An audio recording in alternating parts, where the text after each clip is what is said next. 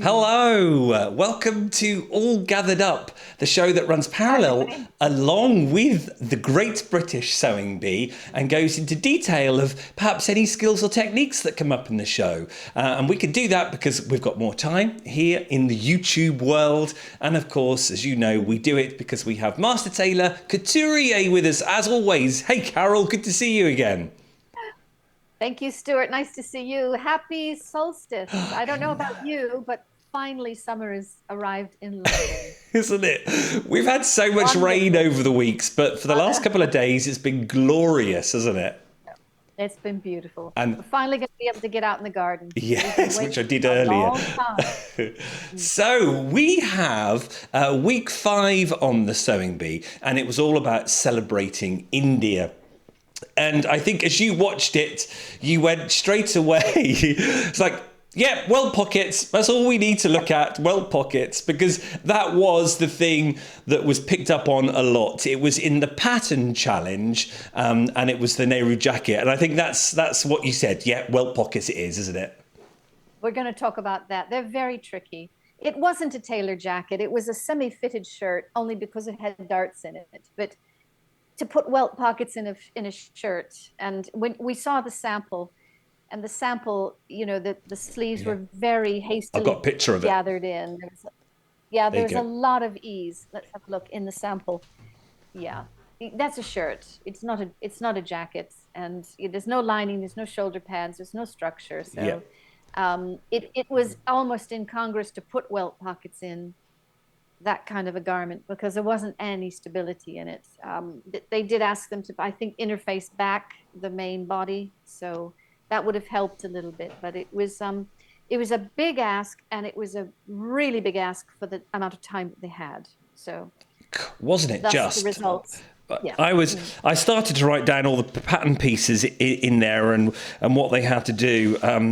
Yeah, welt pockets, the stand collar, the the buttons. We had button gate again, didn't we? That alone. Let's have a close up look of the jacket. I've got the collar here.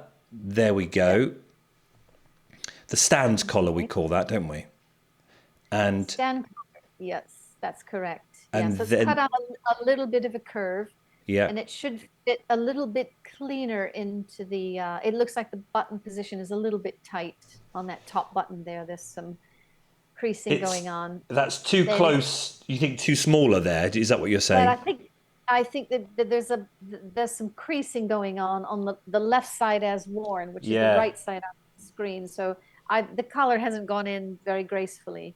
yeah. But anyway, And that was then the idea to have that separation in the collar yeah, at center front. and then let's look at the pockets themselves on the sample there. Yep. So again, just ahead of the front dart, and it looks like that's been installed very nicely. But anyway, it's a we talk about opposites all the time in sewing, and that the welt pocket has to be installed upside down so that when you turn the pocket through, it goes right side up. So Yeah, and the one person got that wrong, if I remember correctly. So we can talk about that. yeah, brilliant. Well, let's do it. Uh, let's go back to that one. So, uh, the welt pocket is it called the welt pocket? This might sound a really daft question. Let's go back to this again, because obviously there's a pocket in there. That's why it's called a pocket. Is Yes, this the welt then? Is that what the welt that's is? exactly, exactly. There's also a thing called the welt seam, which Oh, is kind of like a jean seam. But in a welt seam, you sew your seam, you trim one side, you press the seam over that shorter side that you've trimmed, and then you top stitch from the right side. So oh, you don't move it, you don't curl it back in like you would a jean seam. yeah, So you have a welt seam and you have a welt pocket. So you can have on a gentleman's jacket, you have an outbreast welt seam, which is usually on the left side. yeah, And yeah, that's for things like the pocket square or whatever cargo you need. So that's an outbreast welt. But then you can also have a double welt pocket. You can have a hip pocket in trousers, which is also a welt. So they come in all shapes and sizes, and they finish off differently. And you can have a button and tab coming from the welt Yeah. to secure it, or you can have just a buttonhole. So we'll Wow. discuss it. Plenty. We'll go through it. Plenty to talk about, which is why I know you said, right, let's do welts. Now, obviously, you need a lot of time to do an actual welt pocket. I know, and we've got more time, but we're not going to have that silly amount of time, are we? So you're not going to do a pocket from scratch, are you? No, I think in the tradition of not doing the full sample, but just showing what it is that we're doing. What's happening when you make a welt pocket? We had this when we talked about mitering. We didn't actually show how the miter happens, but we just discussed it, didn't we? Yeah. The angles and how we turn fabric in and what we want at the end. So I think a lot of times because a lot of folks are writing in, Stuart, and they're saying, I've been sewing for 50 years, and I've never known that. And I've always wondered how to do that. Other people are writing in and saying, I'm a beginner, I'm just leaving that. I don't think I can get close. So this method of showing, just what it is we're doing and just talking about things in a holistic way, maybe that will help people. Oh. And also when we start our masterclass series, which we're just framing up now, I'm going to do the first series is going to be just on pockets. Oh, well, there we are. Okay. There we are, everyone. You heard it here. Masterclass like we did last year. And you that watched All Gathered Up got first dibs too. So if that's something that's of interest to you, right, stay tuned and we'll keep you updated as the series progresses, how you can get involved with that, because it was great fun last year. Learned so much. So brilliant. Okay, let's go. Where are we going? To your machine then? Shall we go to your machine or are you doing it there? Yep, let's go to the machine. Okay. Yeah, All let's right. go to Carol Cam close up. I push a button here. Okay. There And we are. If you can just zoom in a little bit. I sure can. Okay, that's great.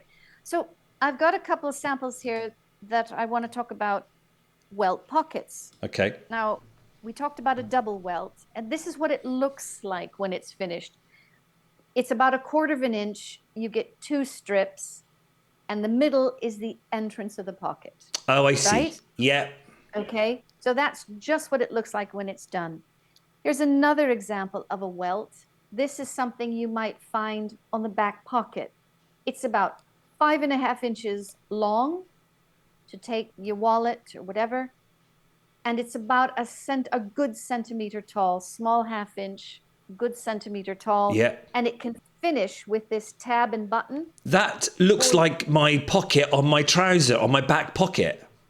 That's it. Yeah. Normally, a back hip pocket looks like that. And you've got your button, and this 1/4 of an inch strip is an open rouleau. Yeah. That the button then can go through. This is like a buttonhole. It's like a bound buttonhole, but it's free floating. Yeah. Absolutely. Get it? And then you've got this, which is the outbreast welt we were talking about. And you can see that there's some angles, just slightly different angles here. Yeah. Is it sort of, yeah.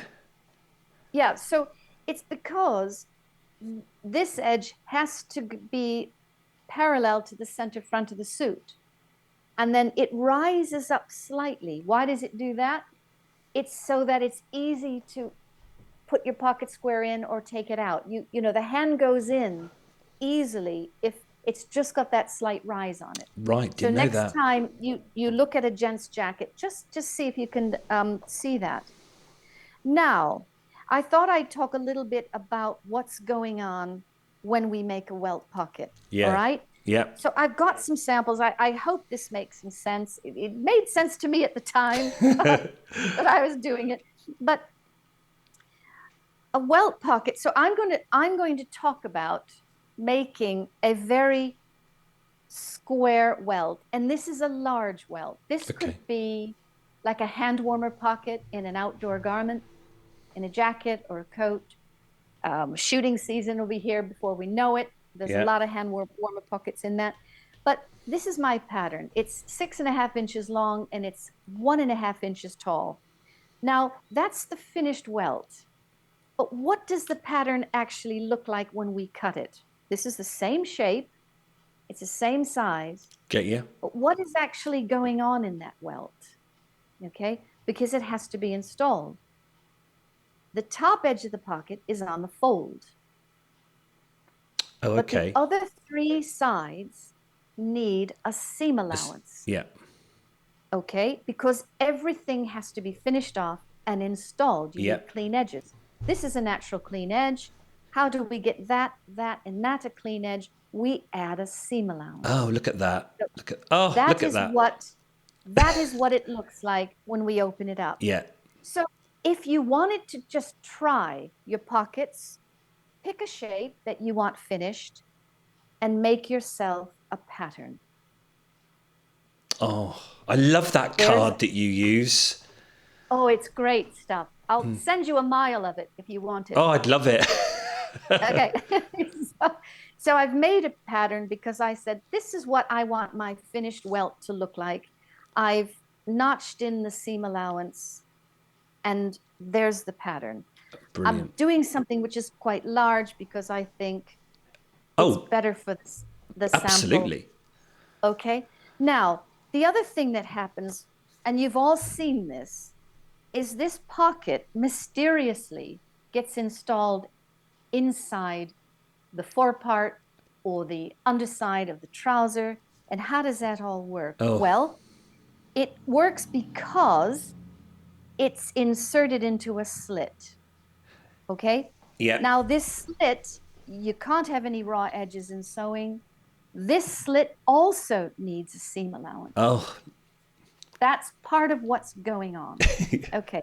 So we're going to insert this pocket. I'm going to take these seam allowances out, and I'm going to show you what happens when we install this pocket. The first thing I'm going to show you is what happens if your slit is a little bit too narrow. Look what happens. Okay? Yeah. Now, it seems obvious. But I want to show you how important it is to be exact with when you're making a welt pocket. So I'm now going to slit our pocket open so that it should be absolutely perfect. And now you can see how nicely that all lays in. Oh, lovely. Can you see that? Yeah. Now, it's equally disastrous if you make this marking just a little bit wide. Because then you've got this shifting thing, okay? And that is just not good. Yeah. When you're installing this, let's just flip this around and show what happens when you install it. Yeah. So this is why we're talking about seam allowances. And now you can see if we pin this welt on using the seam allowance, and I'll use some nice big pins so you can see that when you turn this around, you're going to lift up. Yep, there's our welt. Now we haven't talked about this this magic box, have we? The confusing bit. The confusing bit. Drop that on the floor. So that gets put into a box, and now we all know what goes on when they tell us to clip corners, and that's another bit of a mystery. Okay. Yeah. Because this edge of our welt pocket in the seam allowance, which is right here, has to turn. Yeah. And it has to lie flat. So what they're telling us to do is to clip into that point so that when we turn it around, it can move easier. It can move easier, and this corner is allowed to go into that corner. And I see. Flat that is. Yes. Okay. Yeah. So it can be proud and beautiful. Yes. And then here's the rest of that box underneath, and there we have that little mysterious little triangle. It's like, what the heck do we do with that? Oh, I don't know. Well, we'll show you what we do with that. Now, I would say to the people that are watching, don't worry about doing a welt pocket. You can make a pattern for what you want the finished piece to look like. Yeah. You can make a box, which that pocket will fit into. We looked at that. And then I would suggest that you make a box of any size and sew around it. One trick is to begin sewing, not at your corner, but begin sewing in the middle somewhere.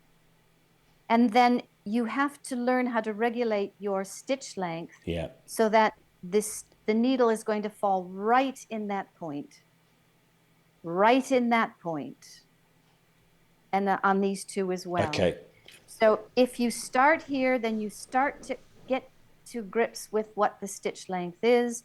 And then you can use your flywheel and raise your presser foot so that you can get the needle down right in that corner, which is the most important thing. So when you're getting close to that corner and you know you're going to go over it, you want to start reducing your stitch length.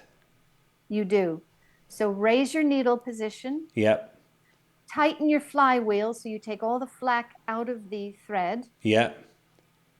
And then maneuver the needle so it goes down right in the corner. Okay. And practice this. Make a box, make another one, make another one. You can see that they tell you to fold that box in half and then just make a little slit in it. Yeah. And then that gets you to start to cut halfway down that box, and then just work this where you snip into the corner. If you snip too far, you'll soon see what happens. Yeah. But if you snip into the corner and then give it a tug and a pull, if you've done it right, it won't run, it won't tear, it will just stay there. So just try that. These are little tips just to try. Yeah. And I love it. You can get, okay? So we do this all in stages. There's the two corners. Look, I love nothing's it. happening. I'm now realizing that I've done this many times with my placket on my shirt sleeves. It's kind of the same principle, isn't it? It's exactly the same, Stuart. It's precisely the same. You're sewing a box and then you're allowing your gauntlet to go from the wrong side through this cut to the right side. Sorry, when and you then said your gauntlet, what's a gauntlet? Sorry. It's the gauntlet is that piece that fits along the top, and it usually has a point at the top. That's it. Yeah. That placket shape, that funny shape that you use. Yeah. It's the thing, isn't it? With sewing and tailoring, you have all this terminology, and sometimes they're using the same terminology for different terminology for the same thing. So you've got your placket or your gauntlet or your welt. It's sort of that same thing. You're doing a Y shape thing, aren't you? You are, and you see these 2 points, and if you've done everything correctly, you know that you're left with a triangle. Oh, perfect. And this triangle is this deep mystery that you have to sew exactly on top of that line. So this is why this is such a good thing to practice. Yeah. And make sure that these are right angles. So I've drawn this in pencil first, and then I've put dots in the corners so that I can see it underneath the presser foot. I can see that dot. I know that I'm coming up to it. It makes so much sense. So basic, but it makes your pocket better. Your sewing better, doesn't it? It does. And these are things. It's preparation. Yeah. It's half the job. Oh, we've said that so many times before, haven't we? Yeah. Now I'm going to show you one more tip, and this has to do with the finished. Here's a Welt pocket. Again, this is the pattern I made. Yeah. Can everybody see this all right? Yeah, it's brilliant. Yeah. Zoomed in. This is the finished size I wanted. This is the pattern that I've made to arrive at this finished size with a 1/2 inch surround of a seam allowance. It's a big seam allowance. You can choose whatever you want, but it doesn't really matter as long as you're accurate. So here's the finished size. Here's my Welt pocket. And one more tip is it's complicated to install, but just make sure that when you install it and you start to fix the pocket in, that you can put your hand through it. Make sure, make sure you can get your hand through it, and you'll know you're doing things correctly. Okay. Now, the other thing is on the other side, I like to chalk in what I'm doing. Oh. So here's the box. Yeah. Okay. And I do like to chalk down the side here. And when I get to, remember, this is let's go to this one because that has the seam allowance on it. I see. When I get to the seam allowance, and I've got that little triangle, Yeah, which is in here. See? Yeah. There it is, flapping about. When I get that firmly secured, then I like to just tail off and give my pocket a nice round edge. And then I would trim. Okay. Okay. Yeah. The other thing to do, and I would finish this by hand always. I wouldn't top stitch that because it's so clean, it's so beautiful. Indeed. Why? Yeah, absolutely. Why? Yeah. So let me just switch back to their sample, that close up, so we can see the difference. Yes. Yeah, you're absolutely right. Why do that cross stitching, top stitching right there? It's so. Yeah. You don't need it, do you? No, it really ruins the whole look. Yes. Now, one more trick, people at home, because it is tricky to get the pocket flap and to disguise the seam that hides your triangle, which is here. Yes. Can we see that? Yeah. So, last tip, you can make your box not a perfect rectangle. You can make your box just grayed in. Oh. See that line there? I can. Yeah. So you can draw your box not as a perfect rectangle, but just angle that in to the top so that that welt pocket will always cover that up. Does that make sense? Absolutely. Yeah. Okay. Yeah. And you see a lot of things on YouTube that tell you it's how easy it is to make a pocket because you can do it all in one piece of fabric. But what you end up with is you end up with a seam right here. Yeah. And if that pocket shifts just a little bit, you can see the seam. And that's really not proper couture finish, which is what we're trying to talk about, isn't it, Stuart? Absolutely. That was perfect. And all with a piece of calico. So we can practice pockets like I did the same with my plackets when I was doing my shirt. Just practice doing them. Because I think my first ever shirt, I got 2 left plackets on both arms. I didn't switch it round, you know, that whole opposites thing. So I had to do it again. But that practicing and practicing, I'm now a master at plackets on the shirt sleeve. Of course you are. Of course you are. And that lemon and blue shirt is just, it's divine. Oh, thank you. And again, it's that, isn't it? If you've got one placket going this way or a sleeve going this way, the other one has to go that way. And I know it sounds really simple, but this is how you can easily get confused because in your pattern piece, you've got one pattern placket. And I'm like, well, what do I do? I've got one pattern placket. Do I just cut out 2 of them? And they're all the questions we all ask at some point. I'm sure we do. I don't think I'm alone with that. I know for some it might be obvious, but calico. Not. Calico is so good. I think we need to just have lots of that in our stash just to practice with. Oh, absolutely. Just do a prototype first. Just, have a go. And also you're learning what your machine can do because one thing that failed them this week was the buttonhole. They didn't have time to practice the buttonhole. So they put this near finished garment in the machine and maybe didn't line the buttonhole cam up correctly. And I think everyone had trouble with the buttonhole. Oh, we did. Well, just imagine, Stuart, if they would have had enough time in that. Everything is rush, completely unreasonable. But if they just had or somebody could have demonstrated, somebody who was a bit ahead could have said, here's what you do, y'all. This is how you get Indeed. this to work. It's buttonholes when you're using your domestic machine is frustrating enough when we're here in our own studio with time, let alone when you're under time constraints on a program, as well as using a machine that you've never used before. Because every different machine has a different buttonhole way of working, doesn't it? So yeah, that's right. Even if they did get a little bit of tuition, they probably got half hour or so. We don't know, do we? So trying to remember all that. So I think it was Susie really had problems with the buttons, and I felt for her there because it was button gate all over again. Marcus had issues with the buttons of the week before, and then poor old, as we know, Janet had button gate too, and it's the same old things that they're getting, and you can't blame the sewers for that, can you? It's not their skills, is it?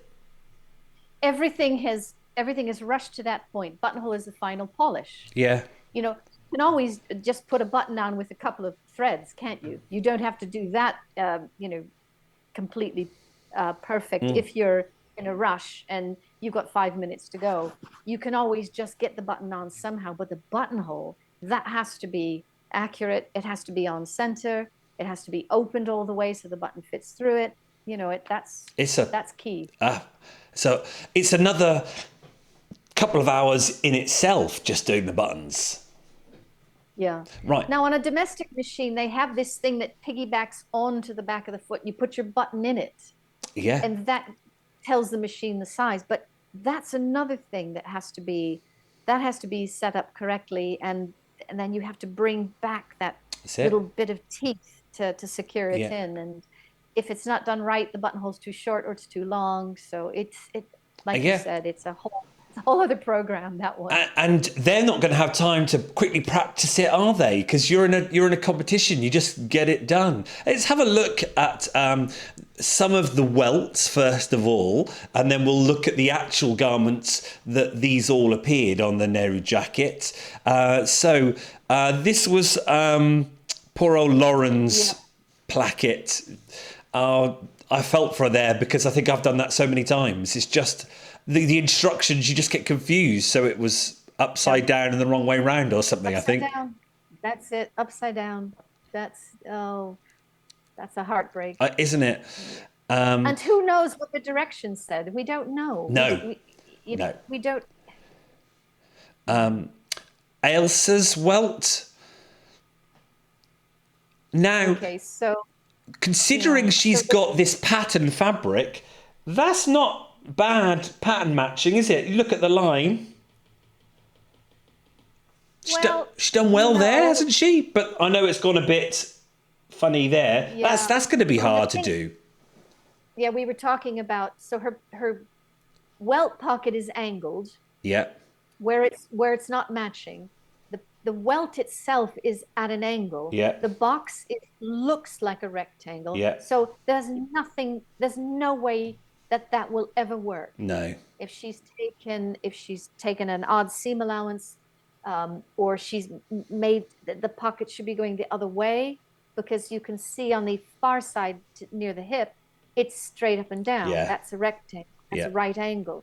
So I'm not sure if, again, we have no idea what the shape of the welt is.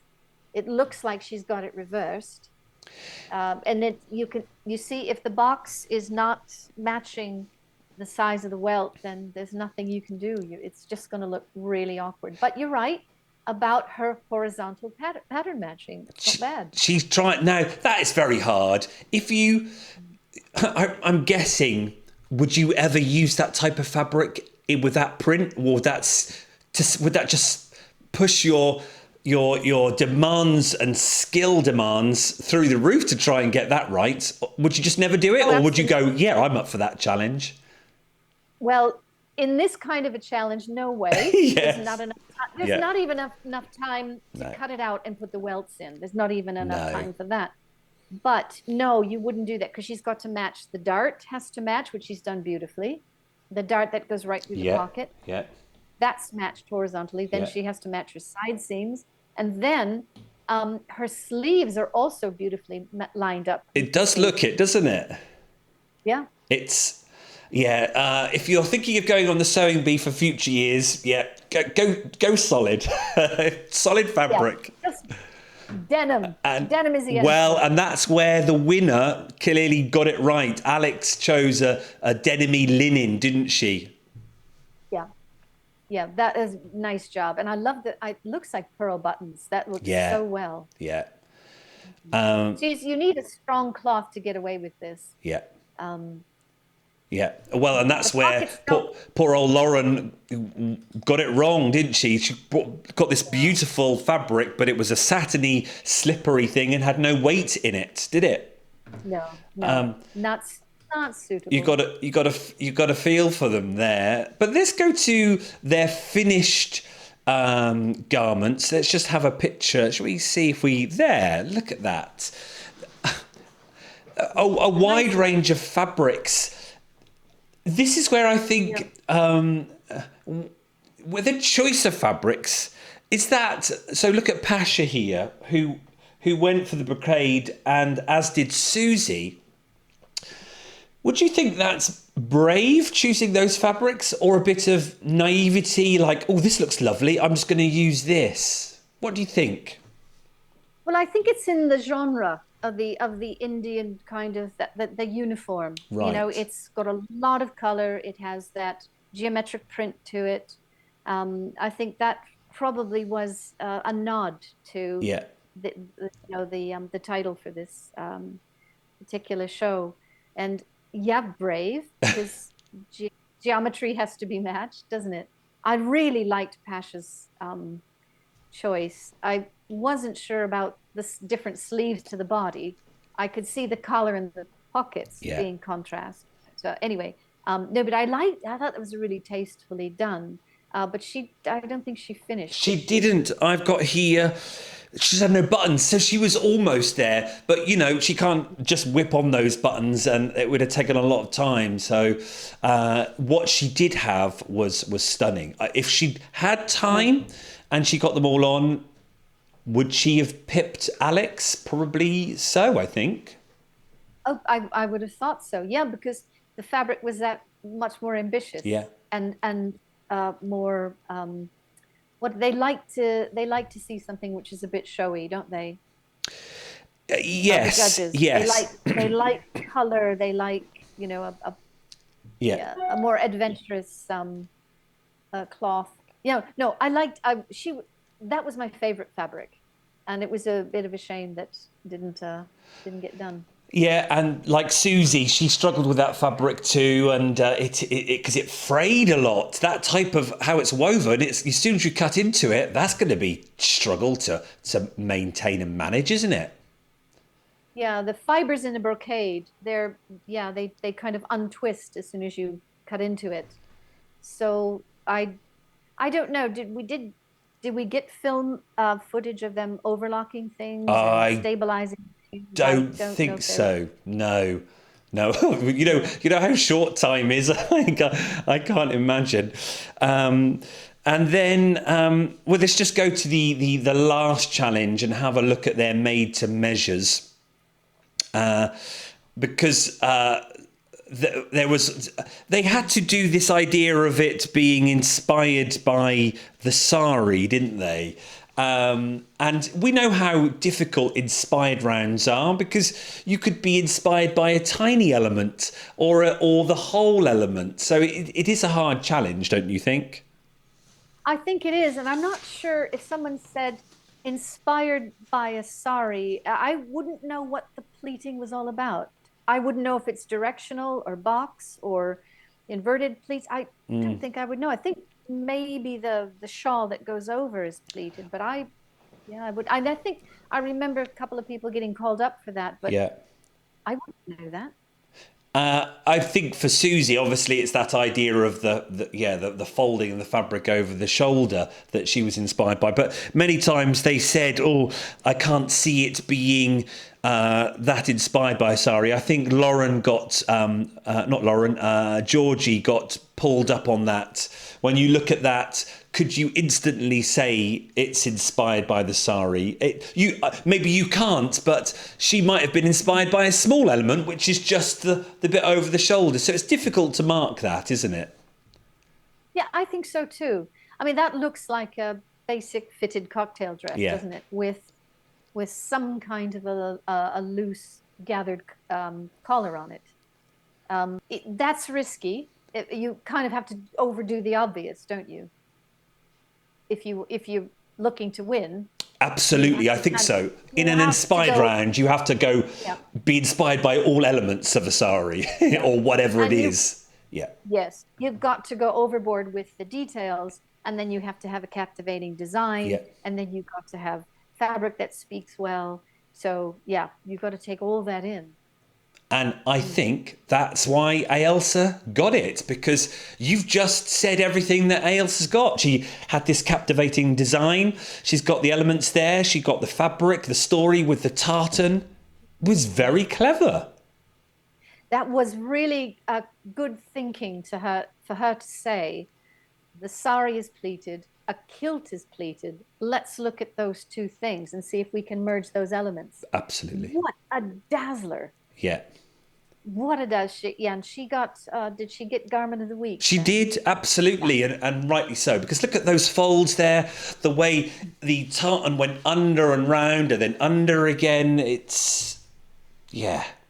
And then she made this she sewed this reinforced box that we're talking about, which is exactly what you would do if you were installing a Welt Pocket. And that's what she used to feed through the plaid. I think they call that a plaid, that shawl that goes over the shoulder. Yes, yeah. So that was another nod to the Welt Pocket Challenge. Oh, there we are. Let us know if you're going to have a go at making a garment and it has any of the tips or techniques that we've talked about over the last couple of weeks. So if you're going to do a pocket, let us know. When I start doing my shirt, which I need to do, I've got a knit up there. Someone's knitted me a jumper, but I need to get my own garment on there. I've cleared the sewing room out, my studio here, so my machine is ready. I'm inspired to get going. I hope the warm weather continues so you don't need your jumper. I think that's true. But I can understand why somebody would have given it to you, because June has been a bit of a summer failure, hasn't it? So much rain. On last week's video, Carol, again, so many lovely comments. Let's just have a sneak peek at them. They've said here, one of the commenters, lovely to hear from Louise, because we talked about patchwork, didn't we? And her quilting. Yeah. Looking forward to seeing what Carol does with the kimono. Any updates? I'm on to that. I mean, I've got a couple of bridal emergencies. So one's behind me. This is a lovely, it's just a sequence fabric. And then there's 2 layers of lining underneath it. And that shimmer, I can see it shimmer. Do that again. It's really beautiful. It speaks so well. Is that lively? Wow. So, I had to put a new Petersham waistband on it, and we're hemming it just about 4 inches shorter than the outside. Go. I can see the waistband there now. I've zoomed you up. Yeah. Yeah. Our friends at McCulloch and Wallace had an ivory grosgrain with a texture in it, so that did really well. And I've got the top already as well. So that goes to Switzerland tomorrow. Oh my word, Carol, you've been up against it then. Yeah, it's been a bit busy, but after that, I always say this, after this is done, things get easier. I say that every day, actually. We'll watch the development as it goes. Another comment was the Hera marker. Can you remember my wonderful scorer that I use? Tony says, I have a Hera marker in my box of haberdashery bits. Didn't have a clue how to use it. I don't even remember buying it. Thanks for the demonstration. See, look at that. The show works, doesn't it? It does. And I was thinking I maybe could have used that Hera marker marking this box out for the welt. Would that have worked on calico? Oh, absolutely. Yeah. Yeah. It's So we'll just, you try just got to that. remember, it's hard sometimes to see that score line. So it depends on what your light is like in your room.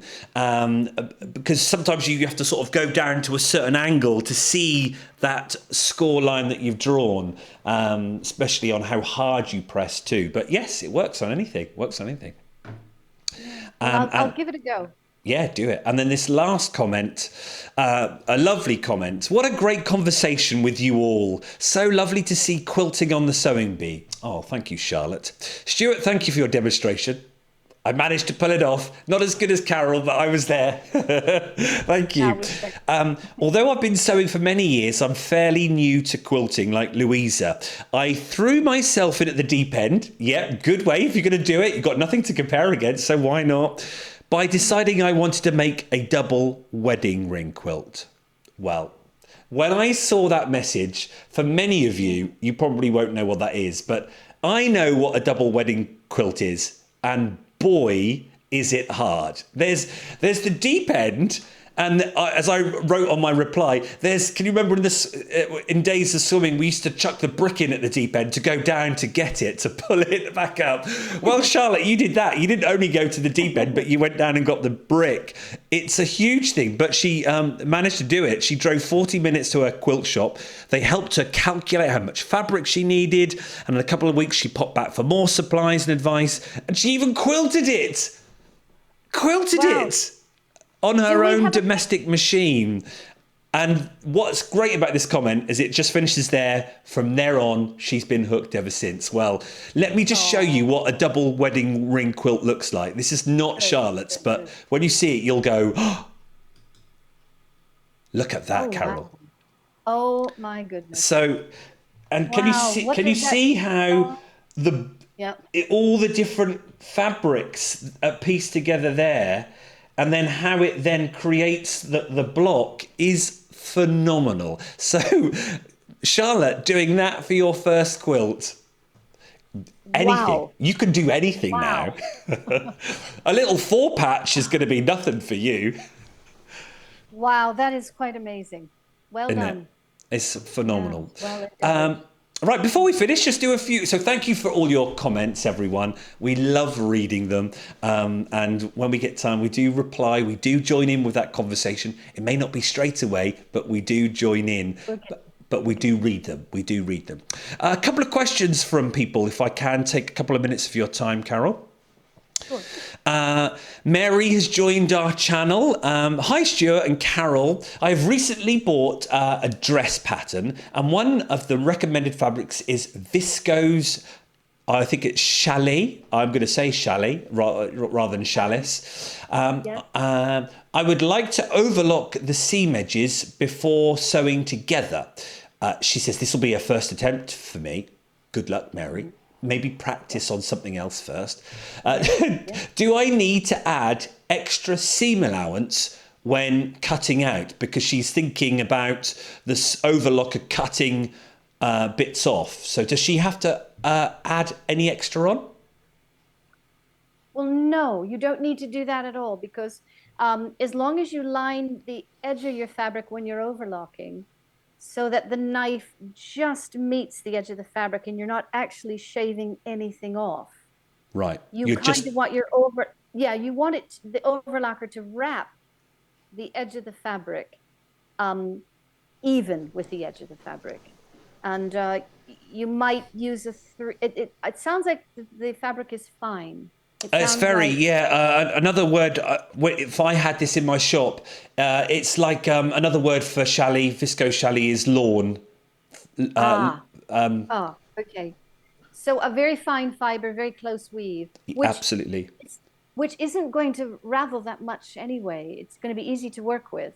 It's going to cut cleanly and it's not going to fray. So, right. That's why she's thinking about using the overlocker. She's thinking of making her seam the edges just neat before she does any sewing.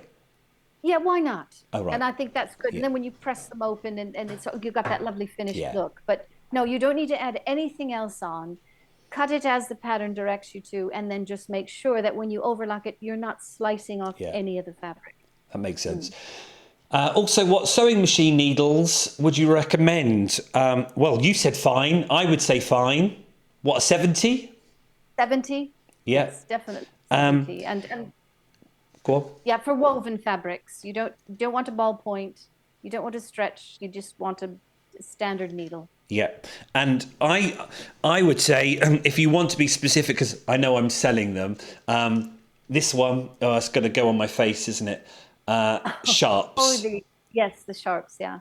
which is lovely, and that comes in a pack of 60 and 70. They were Yeah. Good little bit of point. a selling, Yeah. Good but tip, Stuart. You're and right. pins. Can you get fine pins as well as thicker pins? Because if you are going to pin, you don't want to then use thick pins, do you? So do you recommend? No. Oh my gosh.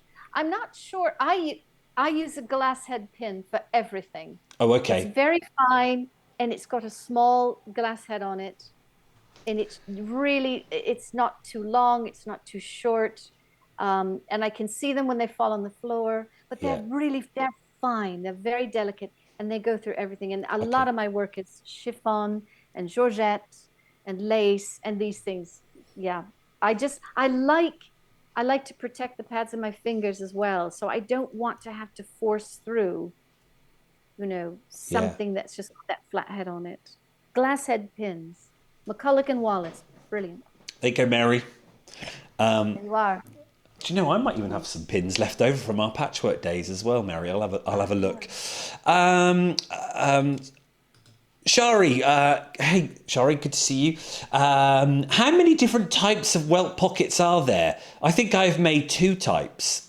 The welt pocket with piping looks particularly difficult. It's on my list of techniques to conquer.